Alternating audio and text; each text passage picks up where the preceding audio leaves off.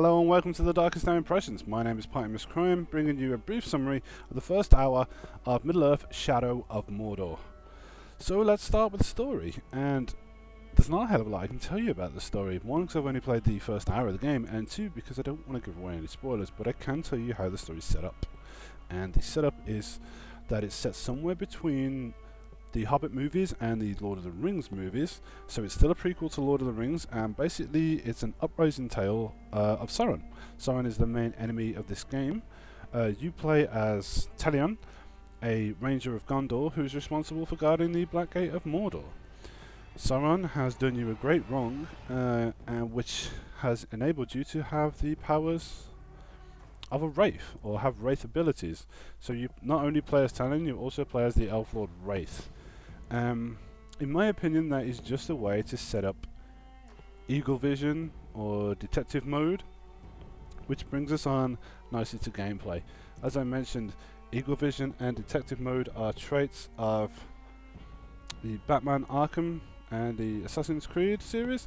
This game shares a lot of its core gameplay with those two. If you've ever wanted to play the Assassin's Creed or Batman Arkham game set in the Lord of the Rings universe, check this out. This game's for you.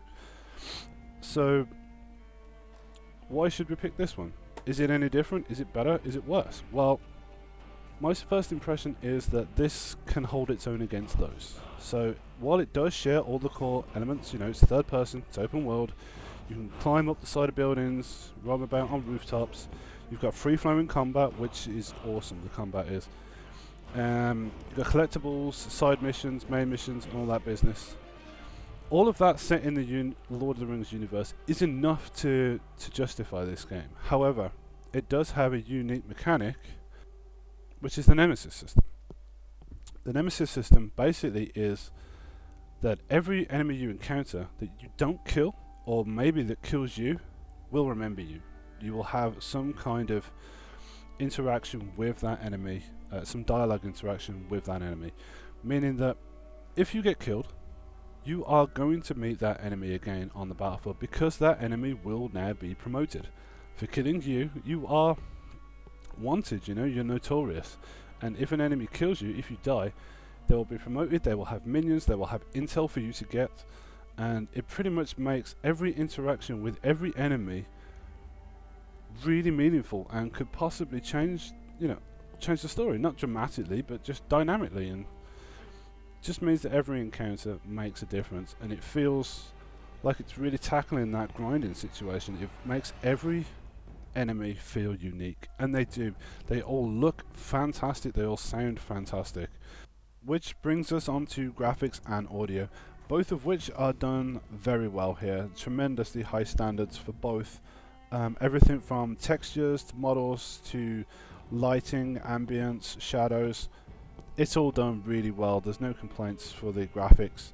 The animations, especially the combat animations going from counter to attack, is so fluid and organic. It just looks, sounds and feels fantastic. The combat does sound awesome. It has a great weight to it. So does the platforming and the climbing, and you know, the soundtrack's awesome too. So graphics and sound, no problems whatsoever. I do have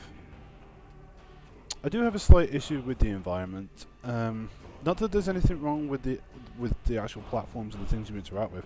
I just feel, for my own personal opinion, that there could have been more foliage or more clutter, something to occupy the environment a little bit more. I'm not talking about trees. I know it's Mordor, it should be like dirty and muddy and sparse, but it feels a little bit too empty. I'd like to fill it up, you know, even with like boxes or just something to just fill it up a little bit more. But I'm basing this on the first hour of gameplay. It could change. It's just an initial niggling of my own opinion.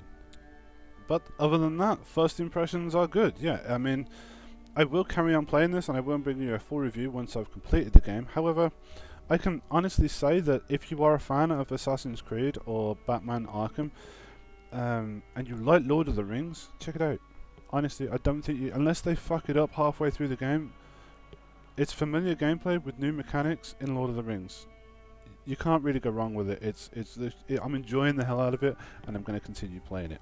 If you would like to see more, please check out the full Darkest Hour, bringing you the first hour of the game. I will get working on the review. I've been Party Miss Crime. You're watching the Darkest Hour Impressions, Middle-earth, Shadow of Mordor. See you soon.